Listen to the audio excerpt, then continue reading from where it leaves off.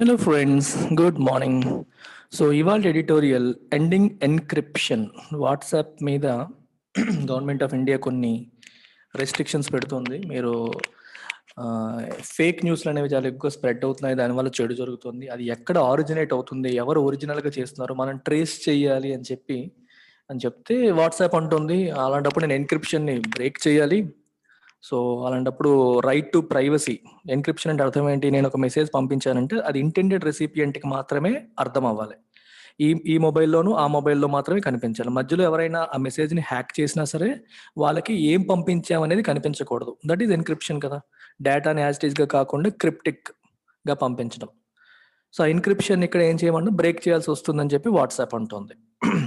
Enforcing ట్రేసబిలిటీని enforce చేయడం on popular messaging apps will encroach into user privacy.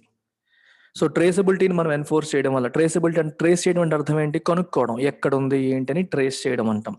దీన్ని enforce చేయడం అనేది ఎన్క్రిప్షన్ని పోగొట్టినట్టు అయిపోతుంది, యూజర్ ప్రైవసీలోకి ఎన్క్రోచ్ అయినట్టు అవుతుంది. ఎన్క్రోచ్ అంటే ఇంకొకళ్ళ స్పేస్లోకి ఎంటర్ అవ్వడం. అంటే మీకు సింపుల్గా వేరే వాళ్ళ భూమిలోకి మనం వెళ్ళామనుకోండి, కబ్జా అంటాం కదా, ఆ టైప్ అనమాట. అది ఫిజికల్ స్పేస్ కావచ్చు, మెంటల్ స్పేస్ కావచ్చు, ఇంకొకళ్ళ పరిధిలోకి కావచ్చు, ఇంకొకళ్ళ వ్యవహారంలో తలదోచడం కావచ్చు, ఇలా రకరకాలుగా మనం మాట్లాడవచ్చు. సో యూజర్ ప్రైవసీ అనే వ్యవహారంలో మనం దూరిపోయినట్టు, ఒక యూజర్ ఎవరికో ఏదో మెసేజ్ పెట్టారు, ఆ వ్యవహారంలో మనం తలదూర్చినట్టు అవుతుంది ఇది అని హిందూ అంటుంది. సో చూద్దాం ఎడిటోరియల్ ఏంటనేది చూద్దాం. So before that let me make an announcement. So last month అంతా మనం యూపీఎస్సీ కోర్సెస్ మీద ఆఫర్స్ ఇచ్చాం. Now we have special 10% off offer అనేది బ్యాంక్ స్పెసిఫిక్ కోర్సెస్లో ఉంది. బ్యాంక్ సుప్రీం ఇన్ఫినిటీ, ఇది RBI grade B, NABARD, SEBI combined course ఇది. సో దీనికి రెగ్యులర్ ఫీజు 13,000, స్పెషల్ ఫీ వచ్చి 10% డిస్కౌంట్తో 11,700 ఉంది. బ్యాంక్ ఎస్ఎస్సి కాంబినేషన్ కోర్స్ ఇది, ఓన్లీ బ్యాంక్ కోర్స్ ఇది. ఇంగ్లీష్ కావాలనుకునే వాళ్ళు కూడా తీసుకోవచ్చు, దీనిపైన కూడా ఆఫర్ ఉంది.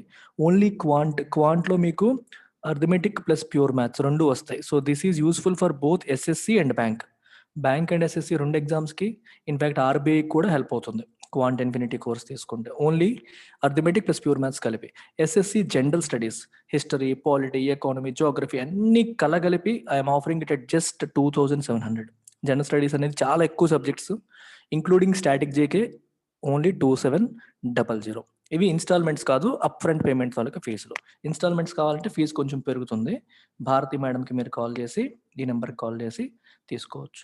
And if you want to see how it works, you can take a trial. App trial అడగొచ్చు, మీకు user ID password madam create చేసి ఇస్తారు. ఎలా ఉంటుందో చూసుకొని నచ్చితే మీరు పే చేసి జాయిన్ అయిపోవచ్చు. That's about it. Let's begin the show. Barely a day after the Information Technology Intermediary Guidelines and Digital Media Ethics Code Rules 2021 came into force, WhatsApp moved the Delhi High Court against the rules. Enta rule? Specifically the one that mandates that a significant social media intermediary providing services primarily in the nature of messaging shall enable the identification of the first originator of the information on its computer resource as may be required by a judicial order. ఇది ఈ specific రూల్కి వ్యతిరేకంగా ఢిల్లీ హైకోర్టుకి వెళ్ళింది. ఎవరు వెళ్ళారు? WhatsApp వెళ్ళింది. ఎప్పుడు వెళ్ళింది? బేర్లీ ఏ డే ఆఫ్టర్, జస్ట్ ఇలా ఒక రోజు గడిచిందో లేదో ఈ కొత్త రూల్స్ వచ్చాయి. ఐటీ యాక్ట్లో కొత్త రూల్స్ని తీసుకొచ్చింది. ఎలా కేమ్ ఇన్ టు ఫోర్స్ అంటే అర్థం ఏంటి? రూల్స్ ఎప్పుడైతే అప్లికబుల్ అయ్యాయో, యాక్షన్లోకి వచ్చాయో, వచ్చిన మరుసటి రోజునే వాట్సాప్ ఢిల్లీ హైకోర్టుకి వెళ్ళింది. వాటిని ఛాలెంజ్ చేస్తూ, ఎగ్నెస్ట్ ద రూల్స్, ఆ రూల్స్ని ఛాలెంజ్ చేస్తూ ఢిల్లీ హైకోర్టుకి వెళ్ళడం అనేది జరిగింది. అయితే స్పెసిఫిక్గా ఏ రూల్ని ఛాలెంజ్ చేసిందంట? The one that mandates that. Mandate అంటే అర్థం ఏంటి? సంథింగ్ మ్యాండేటరీ అంటే అర్థం ఏంటి చెప్పండి? ఖచ్చితంగా చేయాలి, మస్ట్ అండ్ షుడ్గా చేయాలి అనేదాన్ని మనం మ్యాండేటరీ అంటాం. ఇక్కడ ఏం రాశారు? The one that mandates that. If something mandates you, that means it makes it mandatory. Mandatory చేసేదాన్ని మనం సంథింగ్ దట్ మ్యాండేట్స్ అంటాం. ఆ రూల్ అనేది మ్యాండేట్ చేస్తుంది. మ్యాండేట్ చేయడం అంటే అర్థం ఏంటి? That rule asks the WhatsApp to do a certain thing. ఏం చేయమని చెప్తుంది? That significant social media intermediary అంటే మధ్యలో ఉండేది. సోషల్ మీడియాలో ఈ మనిషికి మధ్యలో ఉండే కనెక్ట్ చేసేది. వాట్సాప్ కావచ్చు, ఫేస్బుక్ కావచ్చు, ఏదైనా కావచ్చు. Intermediary providing services primarily in the nature of messaging అంటే వాట్సాపే కదా మరి చేసుకోవచ్చు, వాట్సాపే కదా మెసేజింగ్ సర్వీసెస్ ప్రొవైడ్ చేస్తుంది. It shall enable the identification of the first originator. ఒక మెసేజ్ చూడండి, మనం ఫార్వర్డ్ చేస్తూ ఉంటాం, ఎవరు ఫస్ట్ ఆ మెసేజ్ని క్రియేట్ చేశారో మనం ఐడెంటిఫై చేయాలి. ఐడెంటిఫై చేసేలాగా మీరు సాఫ్ట్వేర్ని తయారు చేయండి, ఆ అబిలిటీని ఎనేబుల్ చేయండి అని చెప్పి అడుగుతుంది ఈ కొత్త రూల్. దీనికి వ్యతిరేకంగా వాట్సాప్ అనేది ఢిల్లీ హైకోర్టుకి వెళ్ళింది. ఎందుకు వెళ్ళింది, ఏ గ్రౌండ్స్తో వెళ్ళింది చూద్దాం. Given the specification that a significant social media intermediary is one with more than 50 lakh registered users. ఎన్ని ఉన్నాయి వాట్సాప్కి? 50 లక్షల పైన రిజిస్టర్డ్ యూజర్స్ ఉన్నారు. WhatsApp messenger service would clearly be affected. ఆబ్వియస్గా వాట్సాప్ అనేది డెఫినెట్గా దీనివల్ల ప్రభావితం అవుతుంది. ఇది ఓన్లీ వాట్సాప్ కోసం పెట్టింది కాదు అందరికీ, కానీ వాట్సాప్ ఎక్కువగా యూజర్స్ ఉన్నారు కాబట్టి ఎఫెక్ట్ అవుతుంది. వాట్సాప్స్ కంటెన్షన్ అంటే వాదన. వాట్సాప్ యొక్క వాదన ఏంటి? Is that for compliance and traceability. Compliance అంటే మీరు చెప్పింది ఫాలో అవ్వడానికి, ట్రేసబిలిటీ అంటే మొదటి మెసేజ్ ఎవరు పంపించారో ఐడెంటిఫై చేయడానికి. It would have to break its end to end encryption service. మీరు చెప్పింది నేను చేయాలంటే ఎండ్ టు ఎండ్ ఎన్క్రిప్షన్ నేను బ్రేక్ చేయాలి. ఎన్క్రిప్షన్ మీకు అందరికీ తెలిసి ఉంటుంది అనుకో, నేను చెప్పట్లేదు. కోడ్ లాంగ్వేజ్ లాగా అనుకోండి, మీకు ఈజీగా అర్థమవుతుంది. ఇప్పుడు ఇక్కడ ఉన్నారు, ఇతను మాట్లాడాలి, నార్మల్ ఇంగ్లీష్లో మాట్లాడినా తెలుగులో మాట్లాడినా అర్థమైపోతుంది అందరికీ. అందుకని చెప్పి they might create a code language. పూర్వకాలంలో అంటారు కదా ఎన్కోడెడ్ అంటాం, కోడ్ లాంగ్వేజ్ క్రియేట్ చేస్తారు. ఈ కోడ్ అనేది వీళ్ళిద్దరికి మాత్రమే తెలుస్తుంది. సో ఇతనేమో ఏ అంటే యాపిల్ అని సంథింగ్ అనుకోండి, ఫర్ ఎగ్జాంపుల్. బి అంటే బ్యాట్ అని ఏదో కోడ్ పెట్టుకున్నారు అనుకోండి, యాపిల్ రాసే బదులు ఏ రాస్తాడు, బ్యాట్ రాసే బదులు బి రాస్తాడు, అలా మొత్తం మెసేజ్ పంపిస్తారు. దాన్ని డీకోడ్ చేసుకుని ఇతను అర్థం చేసుకుంటాడు. పూర్వకాలంలో మనం చూసాం ఇవన్నీ. దీన్ని ఎన్కోడింగ్ డీకోడింగ్ అంటాం. దాని బదులు ఇక్కడ ఏమంటారు, ఎన్క్రిప్షన్ డీక్రిప్షన్. అయితే ఇది మనిషి కోడ్స్ తయారు చేసుకోకుండా కంప్యూటర్ చేస్తుంది.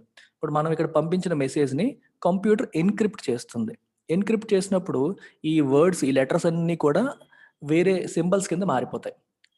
అర్థం కాని సింబల్స్ కింద మారిపోతాయి. బయట వాళ్ళు ఎవరన్నా చూస్తే ఓ డిఫరెంట్ సింబల్స్ ఏవో కనిపిస్తాయి, దాని వెనకాల యాక్చువల్ వర్డ్స్ తెలియదు. ఆ తర్వాత వెళ్ళేటప్పుడు ఆటోమేటిక్గా అదే డీక్రిప్ట్ అయిపోయి ఇటువైపు వాడికి వస్తుంది మెసేజ్. ఇప్పుడు నేను వాట్సాప్లో ఎవరికన్నా మెసేజ్ పెడితే ఆ మెసేజ్ అనేది ఫస్ట్ ఎన్క్రిప్ట్ అయిపోతుంది. ఇక్కడికి వచ్చేసప్పటికి డీక్రిప్ట్ అయ్యి తన మొబైల్లో కనిపిస్తుంది. నా మొబైల్లో నార్మల్గా కనిపిస్తుంది, తన మొబైల్లో నార్మల్గా కనిపిస్తుంది. మధ్యలో ఇక్కడ నుంచి వెళ్ళే ప్రాంతం అంతా కూడా that will be decrypted. Encrypt అయిపోతుంది, అంటే కోడ్ అయిపోతుంది. ఎవరైనా మూడో వ్యక్తి దీన్ని హ్యాక్ చేశాడు అనుకోండి, తనకి ఈ మెసేజ్ కనిపించదు. ఒరిజినల్గా తిని ఏం రాశాడో అది కనిపించదు, కోడ్ లాంగ్వేజ్ కనిపిస్తుంది. ఆ కోడ్ లాంగ్వేజ్ అతనికి అర్థం కాదు. అందువల్ల ఏంటి అడ్వాంటేజ్? ప్రైవసీ. వీడు ఒరిజినల్గా ఏం పంపాడనేది ఎవరికి తెలియదు. మరి ఎలా తెలుసుకోవచ్చు? అతను మొబైల్ చూసి తెలుసుకోవచ్చు, లేదా అతను ఎవరికి పంపించారో వాళ్ళ మొబైల్ చూసి తెలుసుకోవచ్చు. హ్యాక్ చేయడం ద్వారా థర్డ్ పార్టీ తెలుసుకోలేదు. అది పాయింట్. అందుకనే ఇప్పుడు గవర్నమెంట్ అడిగినట్టుగా చేయాలి అంటే వాట్సాప్ ఏమో తన ఎండ్ టు ఎండ్ ఎన్క్రిప్షన్ సర్వీస్ని బ్రేక్ చేయాల్సి వస్తుంది. And that allows messages to be red only by the sender and receiver. మామూలుగా అయితే సెండర్ రిసీవర్ మాత్రమే చూడగలుగుతారు. ఆ ఎన్క్రిప్షన్ సర్వీస్ ఇప్పుడు బ్రేక్ చేయాల్సి వస్తుంది అని చెప్పి వాట్సాప్ అంటుంది. Its argument is that encryption feature allows for privacy protections దానివల్ల నాకు కుదురుతున్నాయి. And breaking it would mean a violation of privacy. So ఆ ఫీచర్ నేను ఇప్పుడు బ్రేక్ చేస్తే ప్రైవసీని వైలేట్ చేసినట్టు అయిపోతుంది. ఇది problem. The question to be asked is whether the traceability guidelines are vital to law enforcement in case of harmful content. ఇప్పుడు మనం అడగాల్సిన క్వశ్చన్ ఏంటి అంటే, ఈ ట్రేసబిలిటీ గైడ్లైన్స్, గవర్నమెంట్ తీసుకొస్తున్న ట్రేసబిలిటీ గైడ్లైన్స్ ఏంటి? గైడ్లైన్స్ ఫస్ట్ ఆరిజినేటర్ ఎవరో తెలుసుకునేలాగా మీ సిస్టమ్ రెడీగా ఉండాలి. లా ఎన్ఫోర్స్మెంట్ అథారిటీస్ ఎప్పుడైనా మీకు అడిగితే ఈ మెసేజ్ని మొదట ఎవరి మొబైల్ నుంచి స్టార్ట్ అయింది, ఎవరు క్రియేట్ చేశారో మీరు చెప్పండి అంటే మీరు చెప్పగలిగేలా ఉండాలని కొత్త గైడ్లైన్స్ చెప్తున్నాయి. ఈ గైడ్లైన్స్ అనేవి are vital to law enforcement in case of harmful content. Harmful content అంటే అర్థం ఏంటి? ప్రజల్లో విరుద్ధ భావాలు, హేట్రెడ్, లేకపోతే హింసాత్మకమైన భావాలు, నెగిటివ్ తప్పుడు ప్రచారాలు, ఫేక్ న్యూస్లు, ఇలాంటి విషయాలను డీల్ చేసేటప్పుడు లా ఎన్ఫోర్స్మెంట్కి ఈ గైడ్ లైన్స్ అనేవి ఇంపార్టెంటా కాదా అనేది మనం అడగాలి. ట్రేసబిలిటీ గైడ్ లైన్స్ అనేవి ఆర్ వైటల్ అంటే ఇంపార్టెంటా కాదా? ఎందుకంటే కొన్నిసార్లు చూడండి, మనం ఈ ఫేక్ న్యూస్ అనేది పెద్ద ప్రాబ్లం అయిపోయింది. తప్పుడు న్యూస్లు చేయడం, వాట్సాప్లోను ఫేస్బుక్లోను స్ప్రెడ్ చేసేయడం, అది నిజం అని తేలే లోపు, అది అబద్ధం అని తేలే లోపు జరగాల్సిన డ్యామేజ్ జరిగిపోతుంది. We're seeing all these cases. ఇవి జరగకుండా ఉండాలి అంటే ఫేక్ న్యూస్ని అరికట్టాలంటే అసలు ఎవరు దీన్ని స్టార్ట్ చేసాడో వాటిని పట్టుకోవాలి అనే పాయింట్ ఇక్కడ వస్తుంది. అందుకని ఈ కొత్త గైడ్ లైన్స్ తీసుకొస్తున్నామని గవర్నమెంట్ ఉంటుంది. ఇప్పుడు వీళ్ళు ఏం అడుగుతున్నారు, ఈ కొత్త గైడ్ లైన్స్ ఉంటేనే అవుతుందా లేకపోతే అవ్వదా, అది ఇంపార్టెంటా అనేది మనం ఇప్పుడు కనుక్కోవాలి అని చెప్పి ఈ స్టేట్మెంట్ యొక్క meaning. Released by the Ministry of Electronics and IT has said that the traceability measures will be used by law enforcement as the last resort and will come by only in specific situations such as for the purposes of prevention, detection, investigation, prosecution or punishment of an offense related to the sovereignty and integrity of India or child sexual abuse material punishable with imprisonment. Okay, so government ministry of electronics and IT ఏముంటుందంటే traceability measure అనేది ఎప్పుడు వాడతారు అంటే ఎవరు start చేశారు అనేది మీరు చెప్పాలని మేము ఎప్పుడు అడుగుతాము, ఎప్పుడు కావాలంటే అప్పుడు అడిగేస్తామా? కాదు. ఎప్పుడు అడుగుతారంటే యాజ్ ద లాస్ట్ రిసార్ట్, వేరే ఏ ఆప్షను లేనప్పుడు, వేరే అన్ని రకాలుగా ప్రయత్నించి కూడా మనం ఈ తప్పు చేసిన వాడు ఎవరు కనుక్కోలేనప్పుడు, అప్పుడు లాస్ట్ రిసార్ట్ కింద మేము అడుగుతాము. ఊరికే అడగదు law enforcement authorities, enforcement directorate కావచ్చు, సిబిఐ కావచ్చు, వీళ్ళందరూ ఆ లాస్ట్ రిసార్ట్ కింద.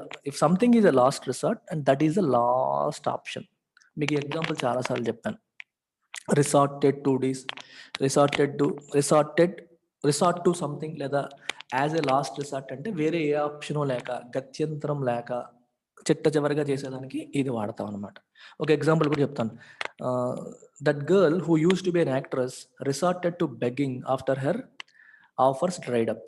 తనకి సినిమాల్లో ఉన్న అవకాశాలన్నీ పోయిన తర్వాత ఎక్కడ అవకాశాలు లేక ఏం చేయాలో తెలియక చివరికి అడుక్కుంటుంది. రిసార్టెడ్ టు బెగ్గింగ్ అనేది ఇష్టపడి చేయదు కదా, వేరే ఆప్షన్ లేక చేసుకునే పరిస్థితికి వచ్చేసింది. అలాగనమాట. యాజ్ ఎ లాస్ట్ రిసార్ట్ వాడచ్చు, రిసార్టెడ్ టు అని కూడా వాడచ్చు. దాన్ని అలాంటి సందర్భాల్లో మనం వాడతాం. ఎలాంటప్పుడు వాడతారు? For the purposes of prevention, detection, investigation, prosecution, punishment, ఇలాంటి వాటికి వాడతారు. ప్రివెంట్ చేయడానికి, డిటెక్షన్కి, ఇన్వెస్టిగేషన్, ప్రాసిక్యూషన్, పనిష్మెంట్. ఎటువంటివి? Issues related to sovereignty and integrity, అంటే దేశ సార్వభౌమత్వానికి, సమగ్రతకి సంబంధించిన ఇష్యూస్లో వాడచ్చు. అంటే టెర్రరిజం కానీ, ఇట్లాంటి దేశ సీక్రెట్స్ బయటికి పంపించడం కానీ, ఇట్లాంటి విషయాల్లో వాడవచ్చు. వాటిని ప్రివెంట్ చేయడానికి, డిటెక్ట్ చేయడానికి, ఇన్వెస్టిగేట్ చేయడానికి, పట్టుకోవడానికి, దాన్ని పట్టుకొని కోర్టుకు తీసుకురావడానికి, పనిష్మెంట్కి, ఇలాంటి వాటన్నిటికీ వాడచ్చు. లేదా చైల్డ్ సెక్షువల్ అబ్యూస్ మెటీరియల్, చిన్నపిల్లల్ని సెక్షువల్గా అబ్యూస్ చేయడం, ఇట్లాంటి వాటికి కూడా వాడచ్చు. పనిషబుల్ విత్ ఇంప్రిజన్మెంట్, ఇలాంటి కేసెస్లో మనం వాడవచ్చు యాజ్ ఎ లాస్ట్ రిసార్ట్ అని చెప్పి చెప్తున్నాను. The assertion suggests that this requirement is in line with Puttaswamy judgment that clarified that any restriction to the right of privacy must be necessary, proportionate and include safeguards against abuse. Assertion అంటే అర్థం ఏంటి? నొక్కి చెప్పడం. So ఇలా స్ట్రాంగ్గా ఆ విషయాన్ని చెప్పడం అనేది ఏం సజెస్ట్ చేస్తుంది, దేని సూచిస్తుంది? That this requirement is in line with Puttaswamy judgment. KS Puttaswamy case వచ్చింది మనకి, Aadhaar case, right to privacy గురించి సుప్రీంకోర్టులో వచ్చిన ఒక ఇంపార్టెంట్ కేసు ఇది. ఈ కేసు జడ్జిమెంట్లో కూడా సుప్రీంకోర్టు చెప్పిన గైడ్ లైన్స్కి అనుకూలంగానే ఈ స్టేట్మెంట్స్ అనేవి ఉన్నాయి అని చెప్తున్నారు. సో రైట్ టు ప్రైవసీ అనేది చూడండి, any restriction to right to ప్రైవసీకి ఏదైనా రెస్ట్రిక్షన్ అనేది మస్ట్ బి నెససరీ, అది నెససరీ అయి ఉండాలి, ప్రపోర్షనేట్ అయి ఉండాలి, అంటే దానికి తగ్గట్టుగా, and include safeguards against అబ్యూస్కి వ్యతిరేకంగా సేఫ్ గార్డ్ కింద అయి ఉండాలి. అబ్యూజ్ అంటే మిస్యూజ్. చూడండి ఇక్కడ మనం రైట్ టు ప్రైవసీ అని చెప్పేసి వెధవ పనులన్నీ చేసేసి నేను రైట్ టు ప్రైవసీని వాడేసుకుంటాను అని అనకూడదు. దీన్ని ఉపయోగించి తప్పుడు పద్ధతిగా వాడడాన్ని ఏమంటాం? అబ్యూజ్ అంటాం. Abusing a rule, abusing a right అనేది ప్రభుత్వం యొక్క అతి యాక్షన్ నుంచి నిన్ను కాపాడడానికి, అంతేగాని అబ్యూజ్ చేయడానికి కాదు. అందుకే every right comes with restriction. మీకు ఫండమెంటల్ రైట్ గురించి మాట్లాడతారు ఎప్పుడు కూడా. All our fundamental rights, majority of our fundamental rights are not absolute కాదు. Then what are they? They are qualified. What is the difference between absolute and qualified? A right అంటే హక్కు. A right is absolute when there are no restrictions to it. Restriction, for example freedom of speech is an absolute right అని నేను అన్నాను అనుకోండి, నువ్వు ఎవరినైనా తిట్టొచ్చు, నువ్వు భారత మాతను తిట్టొచ్చు, ప్రధానమంత్రిని తిట్టొచ్చు, రాష్ట్రపతిని తిట్టొచ్చు, ఎవరిని ఏమి తిట్టినా సరే, భారత రాజ్యాంగాన్ని తిట్టొచ్చు, నీకు జైలు శిక్ష చేయడానికి లేదు. ఎప్పుడు? వెన్ ఇట్ ఈస్ అబ్సొల్యూట్ కానీ అబ్సల్యూటా మన హక్కు కాదు. It is qualified. అంటే విత్ రీజనబుల్ రెస్ట్రిక్షన్స్. మనకు ఉన్న హక్కుల్ని వితిన్ సమ్ రెస్ట్రిక్షన్స్ మనం వాడుకోవాలి. అంటే దేశ సమగ్రతకి, సార్వభౌమాధికారానికి, ఫారిన్ కంట్రీస్తో మనకున్న రిలేషన్స్కి, సొసైటీలో ఉన్న లా అండ్ ఆర్డర్కి, ఇట్లాంటి వాటికి మీకు రాస్తారు. ఫండమెంటల్ రైట్స్ మీరు చదివేటప్పుడు ప్రతి రైట్ కింద రెస్ట్రిక్షన్స్ రాస్తారు. అలా మోస్ట్ రెస్ట్రిక్టెడ్ రైట్ ఏది అంటే freedom of speech. Freedom of స్పీచ్కి చాలా ఎక్కువ రెస్ట్రిక్షన్స్ ఉన్నాయి. మనకు ఉంది కదా, నోటికి వచ్చింది వాగేస్తానంటే కుదరదు. You to go through the restrictions also. With in those restrictions, complying with those restrictions మనం మాట్లాడవచ్చు. అది కథ అన్నమాట. అందుకనే రాశారు ఇక్కడ, అబ్యూజ్ అనేది జరగకూడదు. ఈ హక్కుని ఉపయోగించి తప్పుగా ఉపయోగించే పరిస్థితి వాడకూడదు. సేఫ్ గార్డ్స్ ఉండాలి. సేఫ్ గార్డ్ అంటే ప్రొటెక్షన్. ఓకే, అది రాశారు. సో పుట్టస్వామి జడ్జిమెంట్లో చెప్పినట్టుగానే ఉంది. It is in line with that. So government చేసిన గైడ్ లైన్స్ అనేవి పెద్దగా తప్పులాగా లేవు అని ఇక్కడ చెప్తోంది. బట్ ఏంటి కాంట్రాస్ట్. సో స్టోరీ ఇప్పుడు గవర్నమెంట్ కొంచెం సపోర్ట్ చేస్తున్నట్టుగానే మాట్లాడుతూ మళ్ళీ కానీ అంటుంది. సో వేరే డైరెక్షన్లో మూవ్ అవుతుంది. But the government, as the law stands now, can already seek access to encrypted data under section 69 బ్రాకెట్లో 3 of IT act and rules 17 and 13 of 2009 surveillance rules that require intermediaries to assist with decryption when they have the technical ability to do so and when law enforcement has no other alternative. ఇప్పుడు కొత్తగా guide lines తేవాల్సిన అవసరం లేదు. Already section 29 బ్రాకెట్లో 3, so దీంట్లో ఈ rule ఉంది. ఏంట rule? That require intermediates to assist with decryption. Decryption విషయంలో మీరు హెల్ప్ చేయాలి. మీకు టెక్నికల్ నోహో ఉంటే మీరు మాకు హెల్ప్ చేయాలి. రెండోది, లా ఎన్ఫోర్స్మెంట్ ఆర్గనైజేషన్ అథారిటీకి వేరే ఆల్టర్నేటివ్ ఏమీ లేదు, అదొక్కటే చివరి ఆప్షన్ అనుకునేటప్పుడు మీరు వచ్చి సహాయం చేయాలని ఆల్రెడీ గైడ్ లైన్స్ ఉన్నాయి. కొత్తగా తేవాల్సిన అవసరం లేదు అని ఇక్కడ అంటున్నారు. బిసైడ్స్ అంటే ఇన్ అడిషన్ టు దిస్, ఇది కాకుండా it can still seek unencrypted data, metadata and digital trails from intermediaries such as WhatsApp. Okay, such as WhatsApp. దీని అర్థం ఏంటి చూడండి. సీక్ అంటే అడగడం, ఇట్ అంటే ఎవరు? గవర్నమెంట్ కెన్ ఆస్క్ అన్ఎన్క్రిప్టెడ్ డేటా అంటే ఎన్క్రిప్ట్ చేయబడని, కోడ్ చేయబడని డేటాని అడగొచ్చు. మెటాడేటా అంటే డేటా అబౌట్ డేటాకి సంబంధించిన డేటా అంటే ఎప్పుడు ఈ డేటా పంపబడింది, ఈ డేటా ఏ టైంలో పంపబడింది, ఎవరు పంపారు, ఇలాంటివి అనమాట. అండ్ డిజిటల్ ట్రైల్ అంటే ఎక్కడి నుంచి ఎక్కడికి వెళ్ళింది. ట్రైల్ అంటే మార్గం, పాత్ టేకెన్. ఫర్ ఎగ్జాంపుల్ ఒక విషయం అనేది ఇక్కడ స్టార్ట్ అయ్యి ఇతనికి వచ్చి ఇక్కడికి వచ్చి ఇలా వచ్చింది అనుకోండి. ఇక్కడ మొదలైంది, ఇలా వచ్చింది, ఇక్కడికి వెళ్ళింది. So this becomes your trail is the path taken. Trial confuse అవుతున్నారు చాలా మంది స్టూడెంట్స్. TRIAL, ట్రయల్ అంటే ట్రై చేయడం ఒక మీనింగ్, ఇంకో మీనింగ్ ఏంటి విచారణ, ఇంకో మీనింగ్. ఏది? ట్రైల్ అంటే ద పాత్, ఏ పాత్లో మనం వచ్చాము అది పాత్. డిజిటల్ ట్రైల్ అంటే ఎవరెవరి నుంచి ఎక్కడెక్కడికి వెళ్ళింది, అలా ఆ సెన్స్లో మనం తీసుకోవాలి.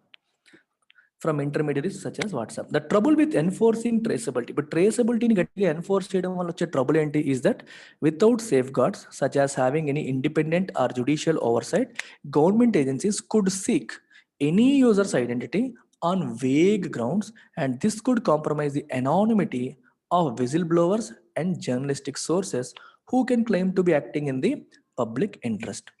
Okay, so ఇప్పుడు దీంతో చిన్న ప్రాబ్లం ఉంది. ప్రాబ్లం ఏంటో ఒకసారి చూద్దాం మనం. Let's see the problem with this. ఏంటది? Without safeguards. Safeguard అంటే అర్థం ఏంటి? Protective measures. సచ్ యాజ్, ఎటువంటి protective measures? Such as independent or judicial oversight. ఇప్పుడు గవర్నమెంట్ తరపున ఎన్ఫోర్స్మెంట్ డైరెక్టరేట్ సిబిఐ అడిగేస్తుంది, ఇచ్చేయాలి. కానీ గవర్నమెంట్ అలా అడగడం కరెక్టా తప్ప అనేది చెక్ చేసే వాళ్ళు ఎవరు లేరు. జుడిషియల్ ఓవర్సైట్ లేదు. ఓవర్సైట్ అంటే పర్యవేక్షణ. జుడిషియరీ యొక్క ఓవర్సైట్ లేదా పర్యవేక్షణ. ఇప్పుడు జుడిషియరీ మనం చేస్తుంది కరెక్టా తప్ప అని చూస్తోంది అంటే పోలీసులు ఒకలాగా ప్రవర్తిస్తారు. ఆ ఓవర్సైట్ లేదు అన్నప్పుడు ఇంకోలాగా ప్రవర్తిస్తారు. సో ఇండిపెండెంట్ ఓవర్సైట్ లేదు, జుడిషియల్ ఓవర్సైట్ లేదు, పర్యవేక్షణ లేదు. కాబట్టి ఈ రూల్ని ఎన్ఫోర్స్మెంట్ డైరెక్టరేట్ కానీ, సిబిఐ కానీ, అవన్నీ ఎవరి చేతిలో ఉంటాయి? గవర్నమెంట్ చేతిలో ఉంటాయి. మిస్యూజ్ చేసే అవకాశం ఉంటుంది, అబ్యూజ్ చేసే అవకాశం ఉంటుంది. ఎలా అబ్యూజ్ చేస్తారు? They could seek any users identity on vague grounds. Grounds అంటే కారణాలు. వేగ్ అంటే నాట్ క్లియర్.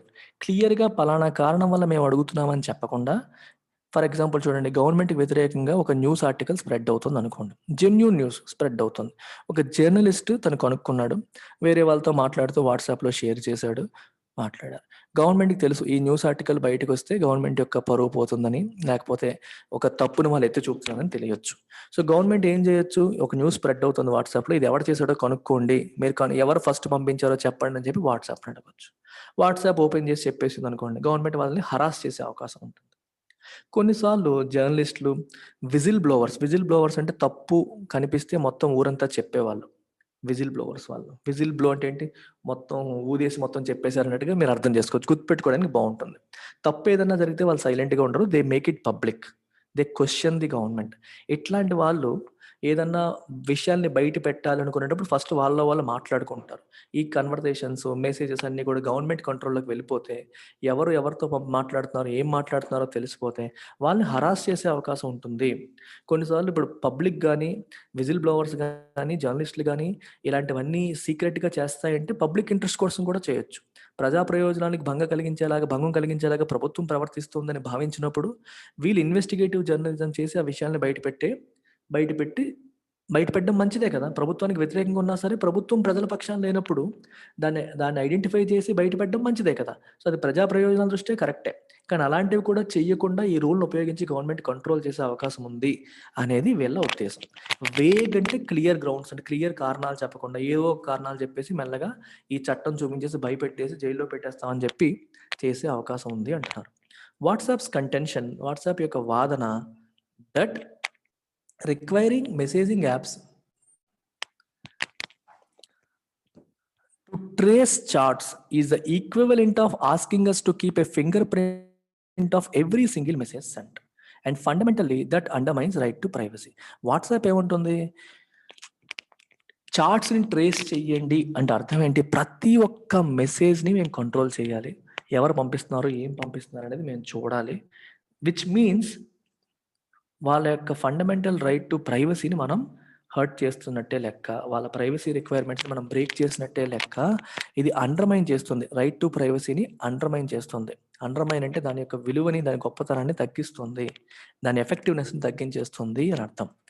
కాబట్టి ఈ వాట్సాప్ యొక్క కంటెన్షన్ అనేది ఏంటి? Is therefore not hyperbole. Hyperbole అంటే అర్థం ఏంటి? అతి. నిన్ను చూసి కొన్ని యుగాలయిందిరా అంటాం.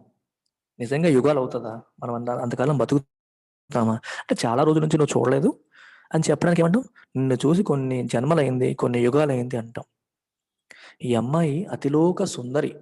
అతిలోక సుందరా? నిజంగా కాదు. కానీ బాగుంది అని చెప్పడానికి మనం ఎక్కువ చేసి చెప్తాం. దాన్నే ఎగ్జాజరేషన్ ఫర్ ఎంఫసిస్. ఒక విషయాన్ని ఎంఫసైజ్ చేయడం కోసం, నొక్కి చెప్పడం కోసం బాగా ఎగ్జాజరేట్ చేసి చెప్పడం. దాన్నే హైపర్బోల్ అంటారు.